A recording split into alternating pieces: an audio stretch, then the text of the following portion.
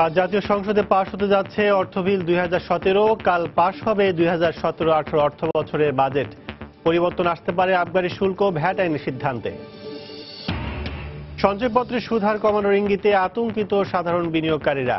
কাঠামোগত পরিবর্তন আনার দাবি, ঝুঁকিপূর্ণ খাতে বিনিয়োগের আশঙ্কা। বিবিআনায় জরুরি রক্ষণাবেক্ষণের কারণে রাজধানী সহ সারা দেশে সিএনজি স্টেশনে 24 ঘন্টার জন্য গ্যাস সরবরাহ বন্ধ। দুর্ভোগে সাধারণ মানুষ। আগামী 2 বছরে 70% বাড়িকে এলপিজির আওতায় আনতে চাইলেও দাম ও মান নিয়ে বিতর্ক।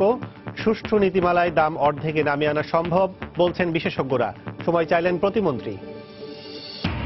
এবং ঈদকে কেন্দ্র করে নানা বয়সী মানুষের ঢল কুয়াকাটায়। অশান্ত সমুদ্রের জলরাশি দেখে উচ্ছ্বসিত সবাই। নরসিংদীর ড্রিম হলিডে পার্কে উৎসবের আমেজ।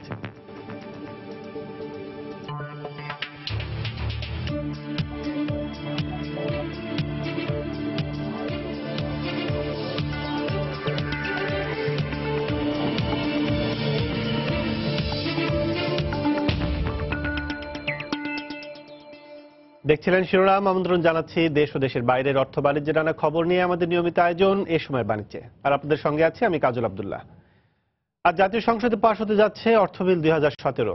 আর আগামীকাল পাশ হবে 2017-18 অর্থ বছরের বাজেট। আজ সংসদ অধিবেশনে প্রধানমন্ত্রী শেখ হাসিনার বক্তব্য রাখার কথা রয়েছে। অর্থমন্ত্রী আবুল মাল আব্দুল মুহিত বাজেটের ওপর সমাপনী বক্তব্য রাখবেন। এক্ষেত্রে প্রস্তাবিত বাজেটের বেশ কিছু গুরুত্বপূর্ণ বিষয়েও পরিবর্তন আসতে পারে। চলতি মাসের শুরুতে 4,266 কোটি টাকার বাজেট ঘোষণার পর বাজেটের বিভিন্ন দিক নিয়ে নানা মহলে সমালোচনা শুরু হয়। এবার সবচেয়ে বেশি সমালোচিত ছিল ব্যাংক আমানতে আবগারি শুল্ক বৃদ্ধির সিদ্ধান্ত। তাই এই খাতে শুল্ক না বাড়ানোর সম্ভাবনা রয়েছে। সেই সাথে ব্যবসায়ীদের বাধার মুখে অবশেষে ভ্যাট আইন কার্যকর পিছিয়ে দেওয়া হতে পারে বলে আভাস পাওয়া গেছে। এছাড়া সঞ্চয়পত্রে সুদের হার কমানোর গুঞ্জন শোনা গেলেও তা এই মুহূর্তে না করার সম্ভাবনা রয়েছে। তিনি তার প্রজ্ঞা, মেধা ও দুটা নিবেদন করছি আমাদের সর্বশ্রেষ্ঠ বাঙালি জাতির বাঙালি। নতুন অর্থ বছরে সঞ্চয়পত্রে সুদের হার কমানোর ইঙ্গিতে আতঙ্কিত সাধারণ বিনিয়োগকারীরা।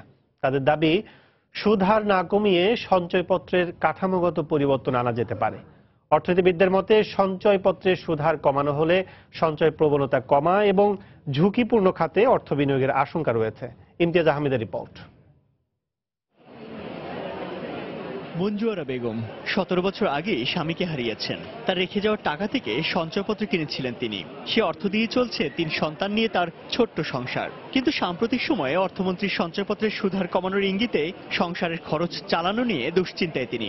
তার মতো অনেক মধ্যবিত্ত কিংবা অবসরপ্রাপ্তরাই এখন আতঙ্কিত ভবিষ্যৎ নিয়ে। আমার হাজবেন্ড গভর্নমেন্ট জব করতে, উনি মারা গেছেন আজকে 17 বছর, ব্রেন স্ট্রোক করে। অনেক কষ্ট হচ্ছে, অনেক 3টা সন্তান মানুষ করছি, অনার্স মাস্টার্স ফাইনাল করেছি। যে অবস্থা মার্কেটে কিভাবে চলবে? আমার ছেলে ইনকাম করে না, নাই মেয়ে ইনকাম করে না, আমার চলার মতো এটাই একটা সম্বল বানাই লইছি। এই সম্বলের মধ্যে সে যদি এটা কমাই দিলে আমার কষ্ট হবে না। জিনিসপত্রের দাম বাড়তেছে, আরেক দিক দিয়ে যদি এটা কমে দেয় তাহলে তো স্বাভাবিকভাবেই আমরা কোন রাস্তায় যাব জানি না।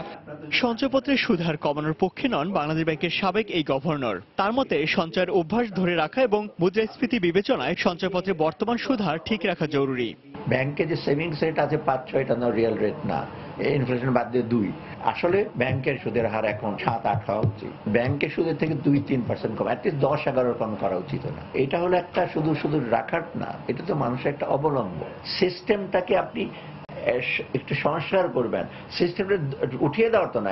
বিভিন্ন প্রতিষ্ঠান বা উচ্চবিত্তরা যেন এই বিশেষ সুবিধা নিতে না পারে সে ব্যাপারে সতর্কতা অবলম্বনের মাধ্যমে নিম্ন মধ্যবিত্ত বা মধ্যবিত্তদের বিশেষ সুবিধা দিতে সঞ্চয়পত্রের সুদ হার আগের মতোই রাখা উচিত বলে মত এই অর্থনীতিবিদের। সঞ্চয়পত্রের এই সুবিধাগুলো মূলত এই মুহূর্তে অনেক কোটিপতি এবং অনেক ব্যবসায়ী প্রতিষ্ঠান এবং অনেক ধরনের ইনস্টিটিউশন প্রাতিষ্ঠানিকভাবে এই সুবিধাগুলো নেওয়া হচ্ছে, যারা কিনা যৌক্তিকভাবে এই সুবিধাগুলো তাদের পাওয়ার কথা না। সরকার সীমিত সংখ্যক লক্ষ্যভোগী জনগোষ্ঠীর মধ্যেও এমনকি বর্তমানের যে সুদ হারটি রয়েছে সেটিকে বজায় রেখেও সামাজিক নিরাপত্তার যে লক্ষ্য সেটিকে অব্যাহত রাখতে পারবেন।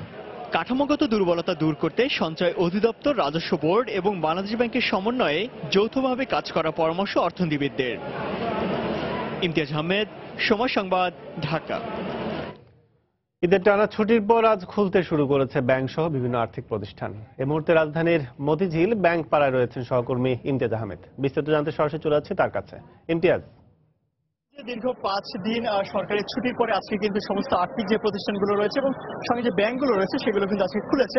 সকাল থেকে আমরা দেখতে পাচ্ছি, আমরা রয়েছি মতিঝিলের সোনালী ব্যাংকের প্রধান কার্যালয়। এখানে আমরা দেখেছি সকাল থেকে কিন্তু অনেকটা উৎসব মুখর পরিবেশই আসলে যারা এখানে কর্মজীবী রয়েছেন তারা কিন্তু এসেছেন। এখানকার যারা কর্মকর্তা কর্মচারী রয়েছেন তারা কিন্তু সকাল থেকে এসেছেন এবং কোলাকুলির মাধ্যমে কিন্তু ঈদের পরে এসে তাদের যে ছুটির পরবর্তী সময় এসে কিন্তু তারা এখানে এসেছেন। আমরা সকাল থেকে দেখেছি আসলে কোলাকুলির মধ্য দিয়ে কিংবা তাদের যে কুশল বিনিময়ের মধ্য দিয়ে তাদের যে আসলে ঈদ কেমন কেটেছে এরকমই কিন্তু আসলে তারা এখানে এসে সবার সঙ্গে সেই ঈদের সুখের স্মৃতিগুলোই কিন্তু তারা একে অপরের সঙ্গে শেয়ার করে নিচ্ছেন, ভাগাভাগি করে নিচ্ছেন। এবং যেহেতু 5 দিন ছুটির পরে এসে সবাই তাদের কাজকর্ম শুরু করেছেন, সবাই যাচ্ছেন আসলে নতুন উদ্দীপনা নিয়ে নতুন ভাবে আসলে কাজগুলো শুরু করবেন। তবে গ্রাহকদের চাপও অনেকটা কম আমরা দেখতে পাচ্ছি। সকালবেলা খুব বেশি গ্রাহকদের চাপ নেই। তবে যেহেতু কয়েকদিন বন্ধ ছিল এবং এই প্রধান কার্যালয়টি সব অন্যান্য আর্থিক প্রতিষ্ঠান 5 দিন বন্ধ থাকলেও এই প্রধান কার্যালয়টি কিন্তু 3 দিন বন্ধ ছিল। অর্থাৎ সরকারি যে 3 দিন বন্ধ ছিল, শুক্র এবং শনিবার কিন্তু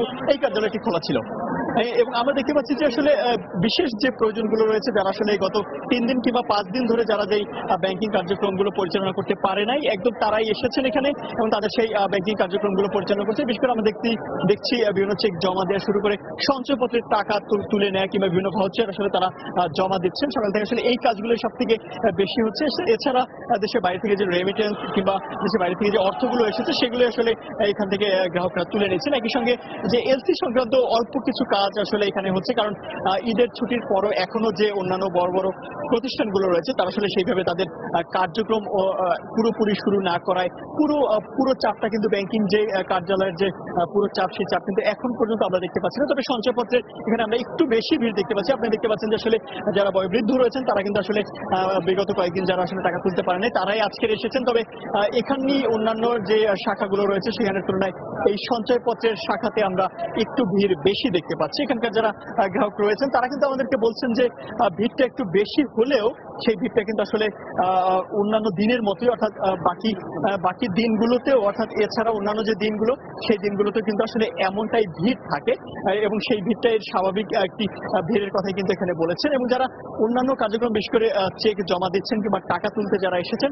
তাদের কাছে আমরা দেখতে পাচ্ছি তারা আসলে খুব বেশি ভিড় এখানে নেই। তাদের তথ্য মতে তাদের যে বক্তব্য, সেই বক্তব্য মতে কিন্তু আমরা আজকের খুব বেশি তাদের চাপও নেই এবং তাদের সেই প্রয়োজনীয়তা, যাদের খুব বেশি প্রয়োজন রয়েছে তারাই কিন্তু ব্যাংকে এসেছেন এবং তাদের সেগুলো জমা দিচ্ছেন এবং টাকা তুলে দিচ্ছেন। তো মোটামুটি এই ছিল এখন পর্যন্ত আমার কাছে সর্বশেষ। দর্শক, ছুটির পর ব্যাংক পাড়া থেকে ব্যাংক পাড়া কার্যক্রমের খবর জানাচ্ছেন সহকর্মী ইমতিয়াজ আহমেদ। এতক্ষণ ছিলাম মতিঝিলের সোনালী ব্যাংকে। আগামী 2 বছরের মধ্যে সরকার 70% বাসা বাড়িকে এলপিজির আওতায় আনতে চাইলেও এর দাম ও নিরাপত্তার মান নিয়ে রয়েছে বিতর্ক। দাম নিয়ন্ত্রণে সরকারের পক্ষ থেকে বারবার নীতিমালা তৈরির কথা বলা হলেও তা শুধু প্রতিশ্রুতিতেই আটকে আছে। জ্বালানি প্রতিমন্ত্রী জানালেন, নীতিমালা তৈরিতে আরও কিছু সময় লাগবে, আর সুষ্ঠু নীতিমালার মাধ্যমে বর্তমান বাজার মূল্যের তুলনায় এলপিজির দাম অর্ধেকে নামিয়ে আনা সম্ভব বলে মনে করেন বিশেষজ্ঞরা। আরও জানাচ্ছেন ফারুক ভূঁইয়া রবিন।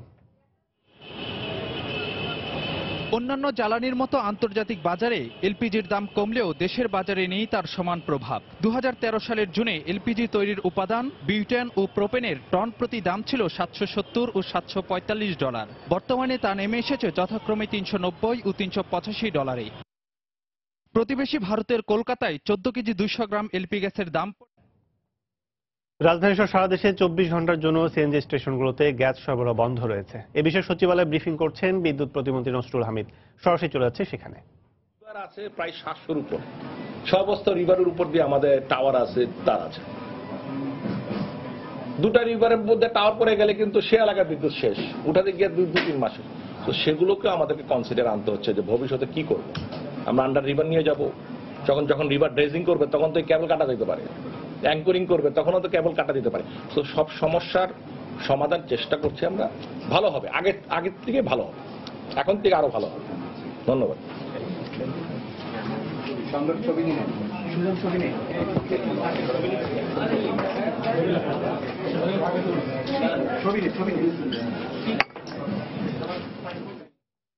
দর্শক, রাজধানী সহ সারা দেশে রাত 12টা থেকে 24 ঘন্টার জন্য কিন্তু সিএনজি স্টেশনগুলো বন্ধ রয়েছে। এ বিষয়ে সচিবালয়ে ব্রিফ করছিলেন বিদ্যুৎ প্রতিমন্ত্রী নসরুল হামিদ। এতক্ষণ ছিলাম সেখানে। বিবিআনা গ্যাস ক্ষেত্রে জরুরি রক্ষণাবেক্ষণের কারণে রাজধানী সহ সারা দেশে 24 ঘন্টার জন্য সিএনজি স্টেশনে গ্যাস সরবরাহ বন্ধ রয়েছে। গতরাতে তিতাস গ্যাস কর্তৃপক্ষ এই সিদ্ধান্তের কথা জানানোর পর রাত 12টা থেকেই তা কার্যকর হয়। এতে গ্যাস না পেয়ে দুর্ভোগে পড়তে হচ্ছে সাধারণ মানুষকে। ভুক্তভোগীরা বলছেন, কর্তৃপক্ষের এমন সিদ্ধান্তের কথা তারা জানতে না পারায় চরম ভোগান্তিতে পড়েছেন। ঈদুল ফিতরের 10 দিন আগে ও পরে দেশের সব সিএনজি স্টেশন খোলা থাকবে।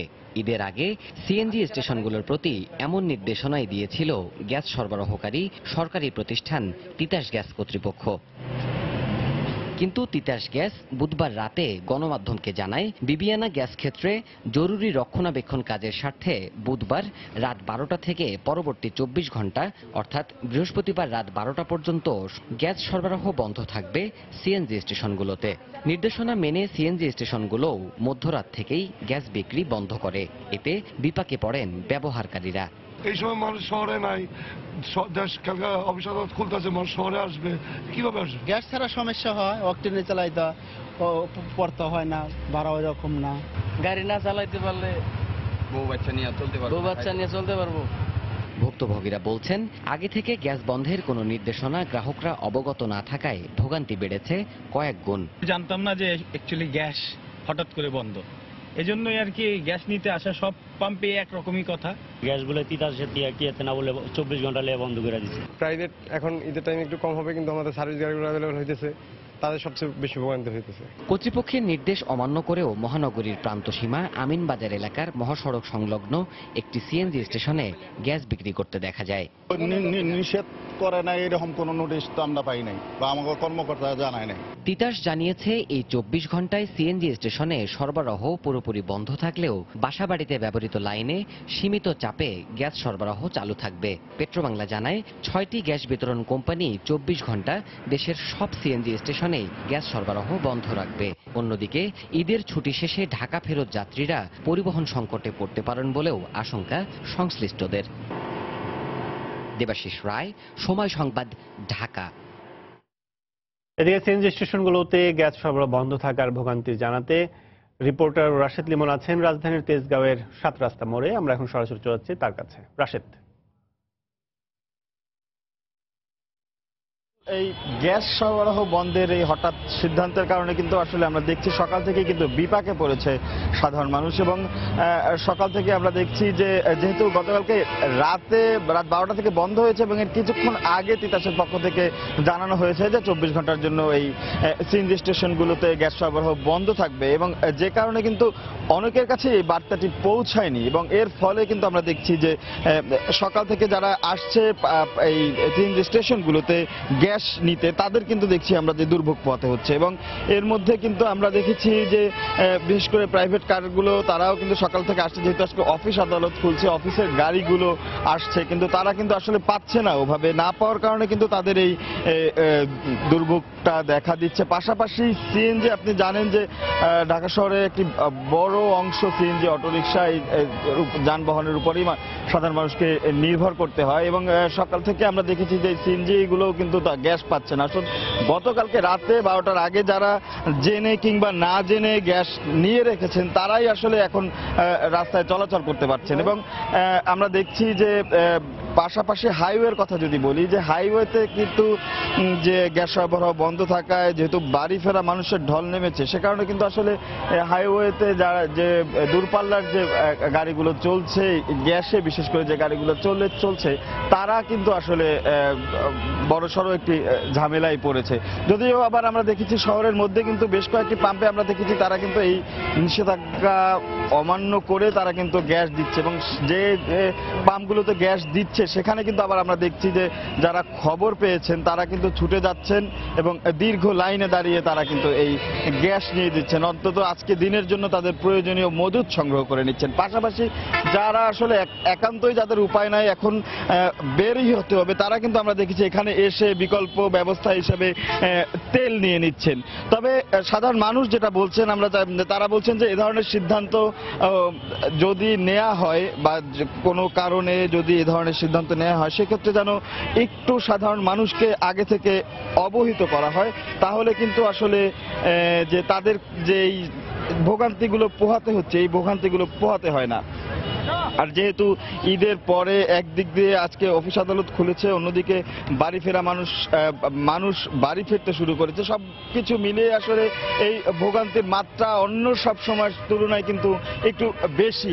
তাই সেক্ষেত্রে আসলে সাধারণ মানুষের একটাই দাবি যে, বা তারা একটাই প্রত্যাশা করেন যে এ ধরনের পরিস্থিতি যদি সৃষ্টি হয়, সেক্ষেত্রে যেন একটু আগে যে কোনো ধরনের নোটিশ বা বিজ্ঞাপনটা যেগুলো দেয়া হয়, সেগুলো যেন একটু আগে দেওয়া হয়, যে কারণে অর্থাৎ যে বার্তাটা দেওয়া হচ্ছে, বার্তাটা যেন আসলে সাধারণ মানুষের কাছে পৌঁছাতে পারে এবং তারা যেন এই বিষয়ে একটু পূর্ব প্রস্তুতি নিয়ে থাকতে পারে। যেহেতু 24 ঘন্টা তারা যে কেউ চাইলেই কিন্তু আসলে 24 ঘন্টার প্রয়োজনীয় গ্যাস নিয়ে নিতে পারতেন আগে। তো তাদের চাওয়া একটাই যে এই ধরনের পরিস্থিতি সৃষ্টির আগে যেন সাধারণ মানুষকে জানানো হয় এবং তারা যেন তাদের প্রয়োজনীয় ব্যবস্থা বা প্রয়োজনীয় প্রস্তুতি সেরে নিতে পারেন। তো এই ছিল এখনকার মতো আমার কাছ থেকে সবশেষ। কাজল। দর্শক, সিএনজি স্টেশনগুলো বন্ধ থাকায় নাগরিক দুর্ভোগের কথা জানাচ্ছিলেন সহকর্মী রাশেদ লিমন। দেখছেন এই সময় বাণিজ্য। ঈদ উল ফিতরের নির্ধারিত সরকারি ছুটি শেষে আজ আবারও খুলছে অফিস আদালত সহ ব্যাংক বিমা প্রতিষ্ঠানগুলো। আর তাই গ্রামে স্বজনদের সাথে ঈদ উদযাপন শেষে কর্মব্যস্ত নগরী ঢাকায় ফিরছেন কর্মজীবী মানুষ। সকালে নৌপথে ঢাকা ফেরত যাত্রীদের বেশ কিছুটা ভিড় লক্ষ্য করা গেছে। ভোরের আলো ফুটতে না ফুটতেই বরিশাল, পটুয়াখালী সহ দক্ষিণাঞ্চলে যাত্রীদের নিয়ে রাজধানীর সদরঘাটে ভিড়তে থাকে লঞ্চগুলো। গ্রামে স্বজনদের সাথে ঈদের ছুটি কাটিয়ে আবারও নগরীতে অনেকটা নিরাপদেই ঝক্কি ঝামেলা ছাড়াই ফিরছেন গ্রামে যাওয়া মানুষ। ভোরে সদরঘাটে ফেরা অধিকাংশ লঞ্চেই তেমন একটা যাত্রী চাপ ছিল না। এবারে ঈদ যাত্রায় নৌযানের সুষ্ঠু ব্যবস্থাপনায় স্বস্তির ছাপ ছিল যাত্রীদের কণ্ঠে।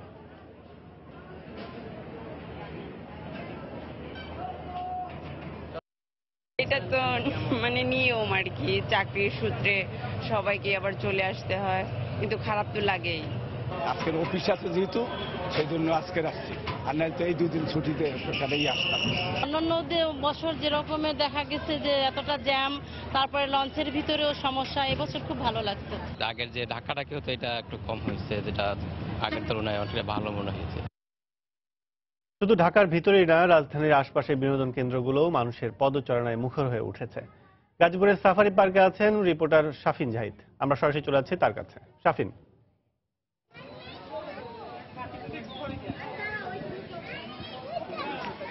কাজল, আপনি জানেন যে ঈদ পাথরের নগরী ঢাকা শহর ছেড়ে বিনোদনের জন্য, বিশেষ করে ঈদের মুহূর্তে কিন্তু নগরী ছেড়ে কিন্তু অনেকেই ঢাকার বাইরে আসেন ঘুরতে। তেমনি একটি জায়গা আমি এখন অবস্থান করছি, আপনি জানেন গাজীপুরের বঙ্গবন্ধু সাফারি পার্কে।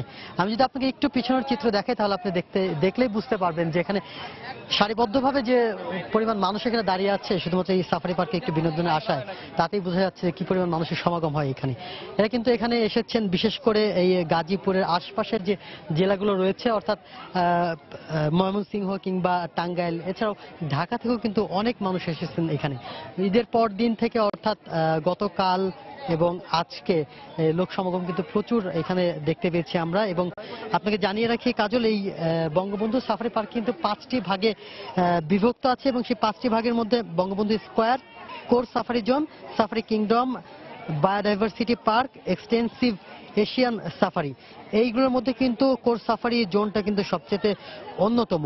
যেখানে এই অন্যতম এই জন্যই বলবো কারণ এখানে কিন্তু একটা বিষয়, একটা ছোঁয়া পাওয়া যাবে, সেটা হলো চিড়িয়াখানায় কিন্তু আমরা দেখি যে খাঁচার মধ্যে বাঘ, পশু পাখি, অন্যান্য বিভিন্ন জিনিস। আর এই জায়গাটাতে হচ্ছে আপনি বরঞ্চ খাঁচার মধ্যে থাকবেন, বরঞ্চ বন্য প্রাণীগুলো কিন্তু বাইরে থাকবে।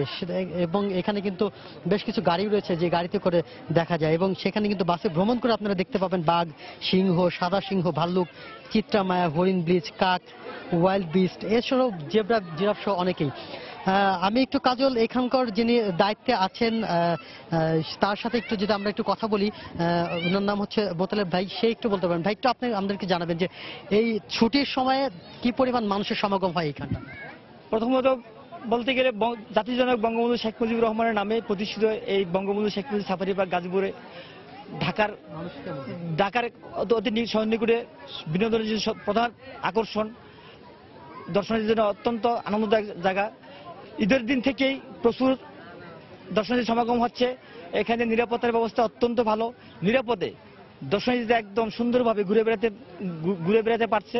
এখানে আমাদের 5টি ভাগে ভাগ, একটা কোর্স সাফারি, প্রধান আকর্ষণ কোর্স সাফারি, যেখানে আমাদের ভাই কোর্স সাফারিতে আসলে কি আছে, মানে কোর্স সাফারিতে প্রাণীগুলো উন্মুক্ত ঘুরে বেড়ায়, মানুষ বন্দী থাকে, আমাদের বাসে নিরাপত্তা সহকারে তাদেরকে আমরা ঘুরিয়ে বেড়াই এবং প্রাণীগুলো উন্মুক্ত প্রাকৃতিক পরিবেশে উন্মুক্ত পরিবেশে ঘুরে বেড়ায়। সেখানে জিরাফে বাচ্চা দিয়েছে, দুটি জেব্রা বাচ্চা দিয়েছে, এটা বাঘে বাচ্চা দিয়েছে, সিংহে অনেক বাচ্চা দিয়েছে। এগুলো দেখে অত্যন্ত আনন্দ পাচ্ছে, বিনোদন পাচ্ছে জনগণ এবং দর্শনার্থী। অত্যন্ত আকর্ষণ এবং দক্ষিণ এশিয়ার সবচেয়ে বড় সাফারি পার্ক আমাদের এটা। কাজল, আপনি বুঝতে পারলেন যে আসলে এই জায়গাটিতে আসলে কেমন বিনোদন পাওয়া যাবে, অর্থাৎ বোঝাই যাচ্ছে যে আপনি থাকবেন খাঁচার মধ্যে এবং বিশেষ করে প্রাণীগুলো থাকবে বাইরে থেকে, বরঞ্চ প্রাণীগুলো আপনাকে দেখবে। এই যে ছোঁয়াটা এবং বন্য পরিবেশের মধ্যে আপনি চলাচল করছেন এবং সেই বিষয়গুলো দেখছেন, এই বিষয়গুলো কিন্তু শুধুমাত্র এই বাংলাদেশের একমাত্র এই সাফারি পার্কে এই জোনটাতে আসলে আপনি পাবেন এবং দর্শনার্থীরা কিন্তু সেই বিষয়টি দেখার জন্য উন্মুখ হয়ে থাকে, বিশেষ করে এই ঈদের ছুটি ছাড়া বিশেষ দিনগুলোতে। তো আমার কাছে বলা চলে যে এই ছিল সাফারি পার্ক থেকে সবশেষ খবর। আরো পরবর্তীতে আরো কিছু দেখানোর থাকলে আপনার মাধ্যমে পরবর্তীতে দর্শকদেরকে দেখে যাওয়ার চেষ্টা করব। কাজল। দর্শকরা গাজীপুরের বঙ্গবন্ধু সাফারি পার্ক থেকে জানাচ্ছিলেন সহকর্মী শাফিন জাহিদ, এতক্ষণ ছিলাম সেখানে। এদিকে আত্মীয় স্বজন আর প্রিয়জনের সাথে কাটানো দিনগুলোর সুখ স্মৃতি চোখে এঁকে সড়ক এবং রেলপথেও ফিরছেন নগরবাসী। সকালে দেশের নানা অঞ্চল থেকে ছেড়ে আসা ট্রেনগুলো রাজধানীর কমলাপুর রেল স্টেশনে এসে পৌঁছে। মূলত সরকারি চাকুরে, শিক্ষার্থী বা যারা ঈদে গ্রাম ফেরত মানুষের ভিড় এড়াতে চান তারাই আজ রাজধানীতে ফিরেছেন। আর সড়কপথে যাত্রীরা ভোরেই গাবতলী, সায়েদাবাদ ও মহাখালী বাস স্ট্যান্ডগুলোতে নেমেছেন। যানজট না থাকায় নিয়মিত সময়ের চেয়ে 3 থেকে 4 ঘন্টা আগে পৌঁছেছে দূরপাল্লার বাসগুলো।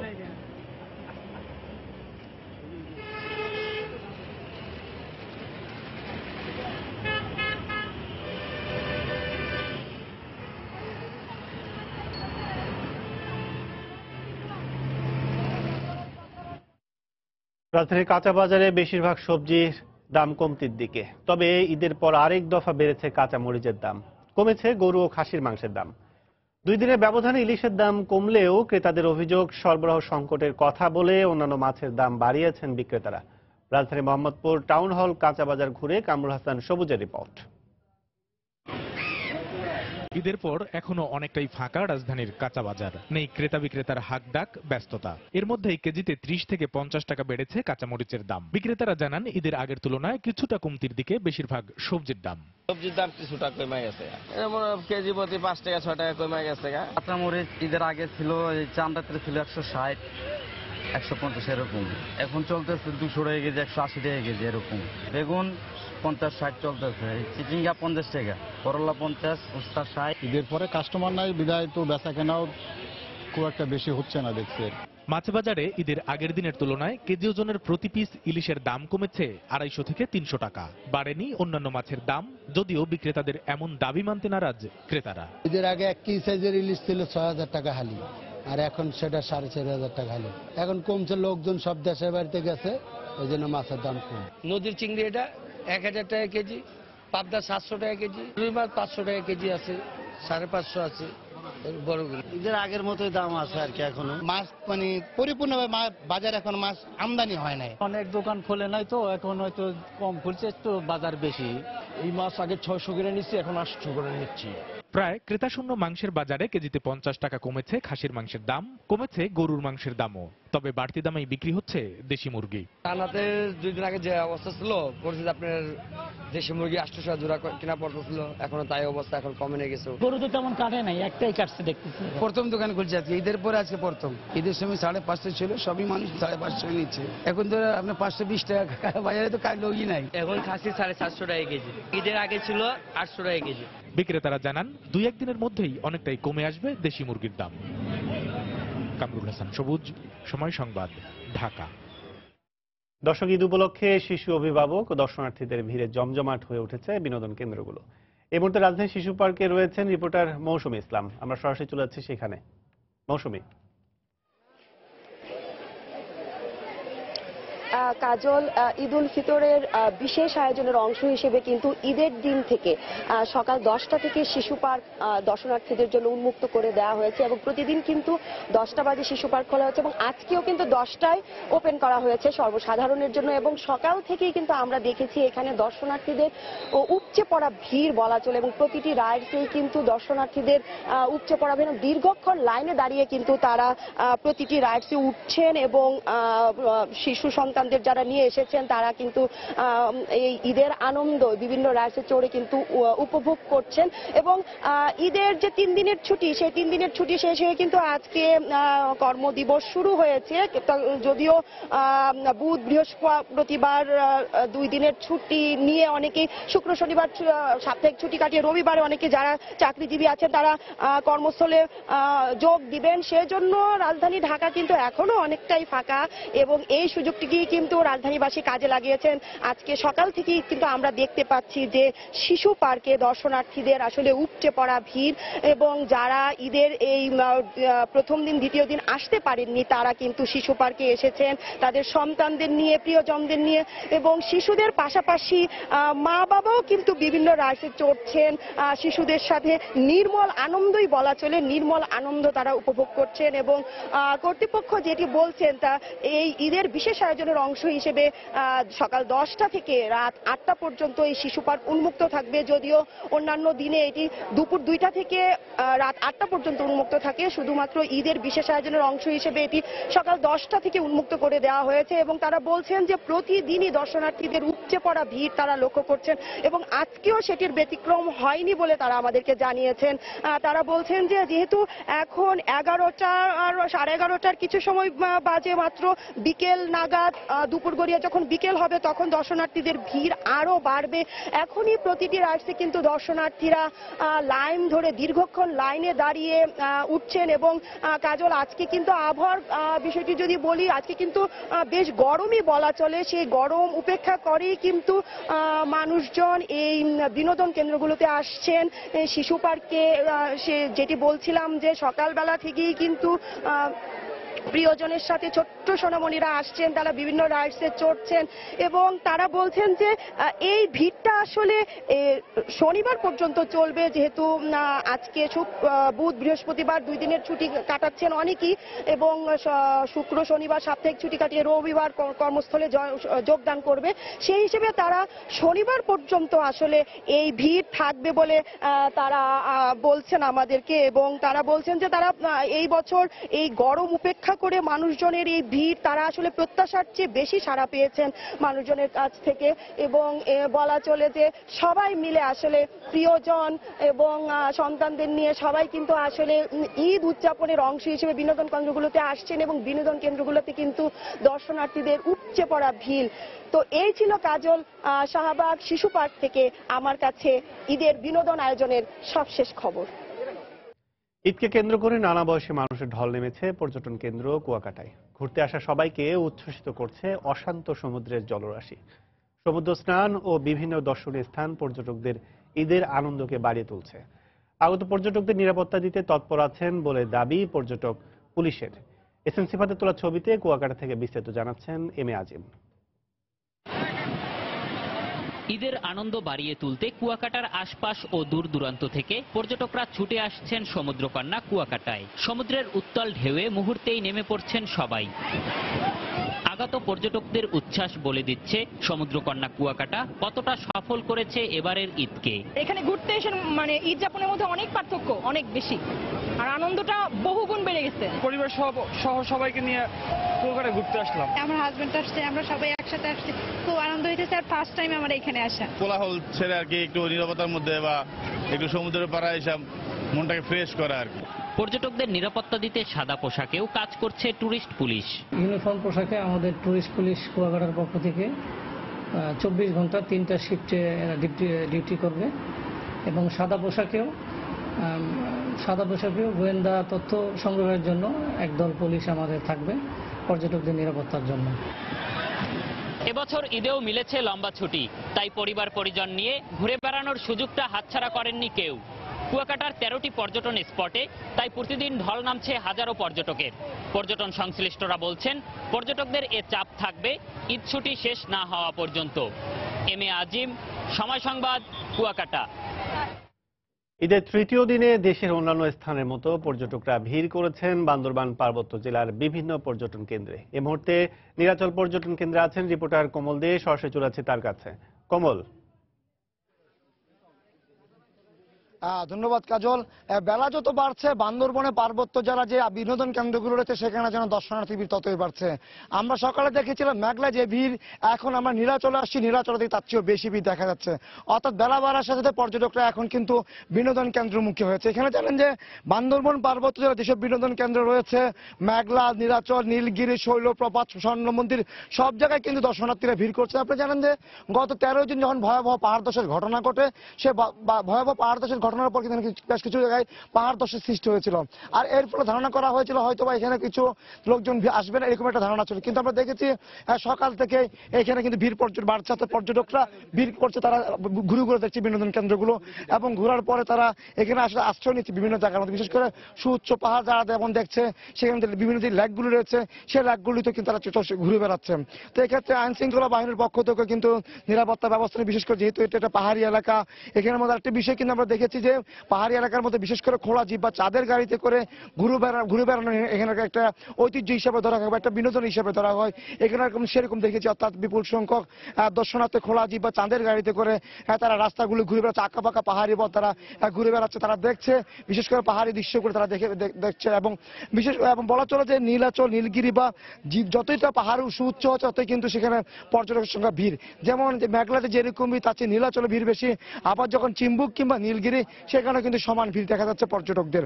তো বলা চলে যে আশঙ্কা ছিল, যে শঙ্কা ছিল যে হয়তো পাহাড় ধসের পর মানুষজন হবে না, সেই সংখ্যা কেটে গেছে। আমরা দেখেছি কিন্তু গতকালও চট্টগ্রাম থেকে বিপুল সংখ্যক দর্শনার্থীবাহী বাস কিংবা চাঁদের গাড়ি কিংবা খোলা জিপ কিন্তু এই বান্দরবনে আসছে এবং পর্যটকদেরকে নিয়ে আসা হচ্ছে এবং হোটেলগুলো কিন্তু সমান্তরালে বুকিং চলছে।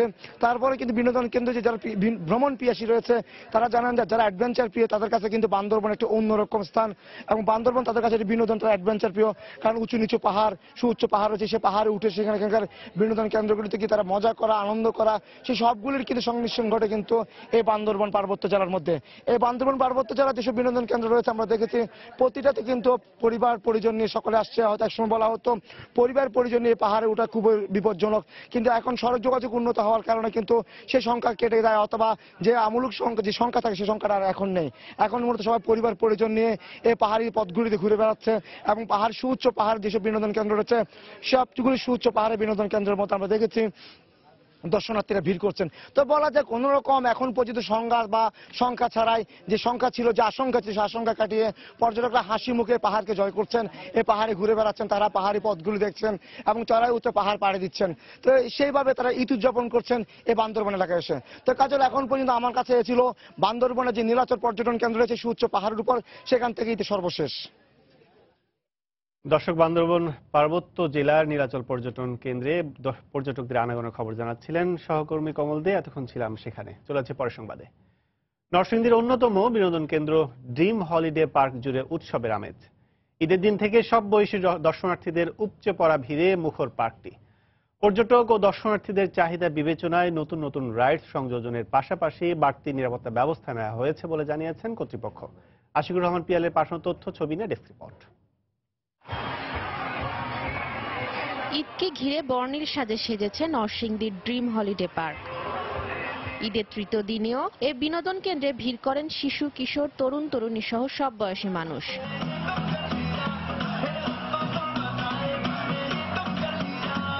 ওয়াটার পার্কে নাচে গানে মাতোয়ারা দেশের বিভিন্ন প্রান্ত থেকে আসা দর্শনার্থীরা। গানের তালে তালে নেচে যেন ঝরিয়ে নিচ্ছেন দীর্ঘ সময়ের ক্লান্তি।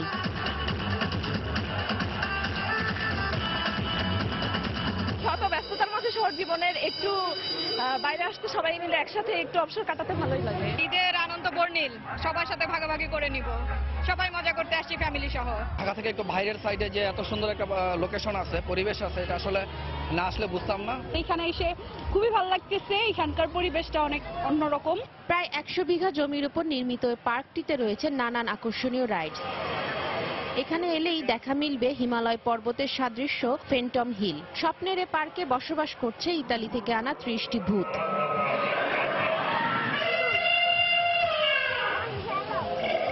মনোমুগ্ধকর এসব রাইডসে অন্যরকম এক অনুভূতি খুঁজে পেয়েছেন দর্শনার্থীরাও। বন্ধুরা সবাই মিলে কুমিল্লা থেকে এসেছি এখানে ঈদ আনন্দে একসাথে মিলে ভাগাভাগি করার জন্য। সকালবেলায় পার্কে আসছি, ডিমোলিডে পার্কে। আমার কাছে এটা খুব আনন্দই লাগলো। এবার আমাদের 5টি রাইড নতুন, তার মধ্যে আকর্ষণীয় যেটা হলো আপনার ড্রিম আইকন, সেটা 14 তলা হাইট। আমি বাচ্চাদের জন্য একটা রেস্কিউ কার এনেছি, যেই কারে বসে মনে হচ্ছে সে রেসিং করছে। প্রতিদিন সকাল 10টা থেকে সন্ধ্যা 7টা পর্যন্ত খোলা থাকছে পার্কটি। জনপ্রতি প্রবেশে লাগছে 250 থেকে 300 টাকা। সময় সংবাদ, নরসিংদী। খাগড়াছড়িতে সাম্প্রতিক বন্যা ও পাহাড় ধসে প্রাণহানির ঘটনায় পর্যটন খাতে নেতিবাচক প্রভাব ফেলেছে। এতে বিপাকে পড়েছেন হোটেল ও মোটেল মালিকরা। তারা জানান, ঈদ উল ফিতর উপলক্ষে অন্যান্য সময়ের চেয়ে দেশি বিদেশি পর্যটক ও ভ্রমণ পিপাসুদের পদচারণায় মুখর থাকে জেলার আলুটিলা, রিছাং ঝর্ণা, তৈদুছড়া ও হাজাছড়া সহ বিভিন্ন পর্যটন কেন্দ্র। পর্যটকদের ঘিরে ব্যস্ত থাকে শতাধিক hotel, motel, rest house, cottage ও বিপণী বিতান। কিন্তু ঈদের কিছুদিন আগে পাহাড় ধসে শতাধিক মানুষের প্রাণহানির ঘটনায় ভয়ে মুখ ফিরে নিয়েছেন পর্যটকরা। এছাড়া হোটেল, মোটেলের অগ্রিম বুকিংও বাতিল করেছেন তারা। এতে লোকসানের সম্মুখীন হয়ে পড়েছেন ব্যবসায়ীরা।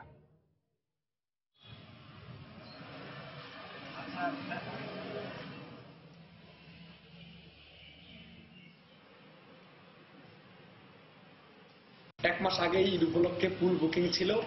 এই পাহাড় বসে যাওয়ার পরে আমাদের প্রায় বুকিং সব ক্যান্সেল হয়ে গেছে। ঈদকে কেন্দ্র করে বিভিন্ন জায়গা থেকে আমাদের যে টুরিস্ট আসার কথা, ওনারা আসতেছে না, সবগুলো ক্যান্সেল দিয়ে দিচ্ছে। টুরিস্ট না আসার কারণে আমাদের তো বেচা কেনা একদম খুব খারাপ অবস্থা হচ্ছে। তারা মনে করছে যে এই শোকাহত অবস্থা আমরা গিয়ে আনন্দ করব, এটা ঠিক না। তাছাড়া অনেকে ভীতি সঞ্চার হয়েও তারা তাদের এই প্রোগ্রামগুলো, তাদের যে আসার যে পরিকল্পনাগুলো তারা করেছে। মহাস্থানগড় খ্যাত প্রাচীন পুণ্ড্রনগরীর প্রত্ন সমৃদ্ধ এলাকাগুলোতে ঈদের আনন্দ ভাগাভাগি করতে ছুটছে মানুষ। বেহুলা লক্ষিন্দরের বাসরঘর বা প্রাচীন রাজবংশের ধ্বংসাবশেষগুলোতে ঈদের দিন থেকেই ভিড় বেড়েছে কয়েক গুণ। বগুড়া সহ আশপাশের জেলার ভ্রমণ পিপাসুরা ভিড় করছেন ইতিহাস ঐতিহ্যের এই স্থানে। বিস্তারিত মাজুদুর রহমানের রিপোর্টে, ক্যামেরায় ছিলেন রবিউল ইসলাম। 2500 বছরের বেশি পুরনো জনপদ পুণ্ড্রনগরীতে মৌর্য, গুপ্ত, পাল, সেন ও পরে মুসলমানদের রাজত্ব চলে যুগ পরম্পরায়। জেলা সদর থেকে মাইল 10 দূরত্ব মহাস্থানগড়ের। ঈদে আনন্দ সময় কাটাতে বিভিন্ন স্থান থেকে প্রতিদিন সেখানে ছুটছে মানুষ। মহাস্থানগড় সম্পর্কে অনেক কথা শুনেছি, আজকে তা বাস্তবে দেখলাম। এটা ঐতিহাসিক জায়গা, ফ্রেন্ডদের নিয়ে, বোন ভাগ্নিদের নিয়ে ঘুরতে এসেছি এখানে। মহাস্থানগড়ে এসে অনেক ভালো লাগলো, দেখলাম, ঘুরলাম ঈদ উপলক্ষে, আর অনেক মজা করলাম। আমরা ঢাকা থেকে এসেছি, এখানে আমরা অনেক ঘুরলাম এবং জায়গাটা খুবই সুন্দর। ঈদের ছুটিতে সকাল থেকে সন্ধ্যা পর্যন্ত থাকছে দর্শনার্থীদের ভিড়। আমরা নতুন ভাবে এই মহাস্থানগড়কে সাজিয়েছি। বর্তমান এখানে দূর দূরান্ত থেকে দর্শনার্থী এখানে দেখতে আসেন। সম্প্রতি মহাস্থানগড় এলাকায় কার্যক্রম শুরু করেছে টুরিস্ট পুলিশ। ঈদের ছুটিতে সবার আনন্দ উপভোগ নির্বিঘ্ন রাখতে পুলিশের বিশেষ এই ইউনিটের পাশাপাশি প্রস্তুত রয়েছে জেলা পুলিশও।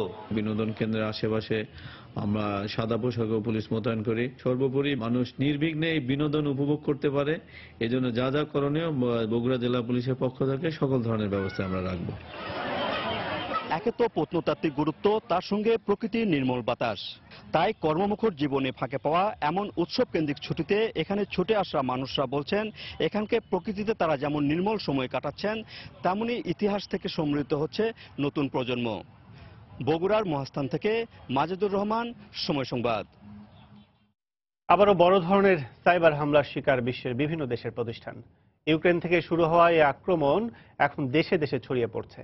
যুক্তরাজ্য, Russia, Denmark, Spain, France, Norway থেকে শুরু করে ভারত সহ বিশ্বের বিভিন্ন দেশের বহু প্রতিষ্ঠান এই হামলায় আক্রান্ত হয়েছে। মঙ্গলবার বিবিসির এক প্রতিবেদনে বলা হয়, অনেক প্রতিষ্ঠান তাদের কম্পিউটারের মনিটরের ছবি প্রকাশ করেছে। এসব ছবিতে দেখা যাচ্ছে হ্যাকাররা তাদের হাত থেকে মুক্তির বিনিময়ে বিটকয়েন দিয়ে বিভিন্ন অঙ্কের অর্থ দাবি করছে। এর মধ্যে ডেনমার্কের শিপিং প্রতিষ্ঠান ম্যারক্স, রুশ তেল কোম্পানি রসনেফট, বিশ্বের বৃহত্তম বিজ্ঞাপন সংস্থা ব্রিটেনের WPP'র মতো প্রতিষ্ঠানগুলো রয়েছে। হামলার সূত্রপাত হয় ইউক্রেন দিয়ে, দেশটির বিভিন্ন মন্ত্রণালয়, বিদ্যুৎ কোম্পানি, ব্যাংক ও কিয়েভের বিমানবন্দরের কম্পিউটার নেটওয়ার্কে ভয়াবহ সাইবার হামলা চালানো হয়েছে।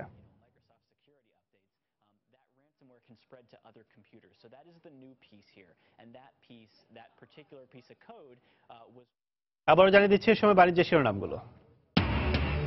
আজ জাতীয় সংসদে পাশ হতে যাচ্ছে অর্থবিল 2017। কাল পাশ হবে 2017-18 অর্থ বছরের বাজেট। পরিবর্তন আসতে পারে আবগারি শুল্ক ও ভ্যাট আইন সিদ্ধান্তে। সঞ্চয়পত্রে সুদ হার কমানোর ইঙ্গিতে আতঙ্কিত সাধারণ বিনিয়োগকারীরা। কাঠামোগত পরিবর্তন আনার দাবি, ঝুঁকিপূর্ণ খাতে বিনিয়োগের আশঙ্কা।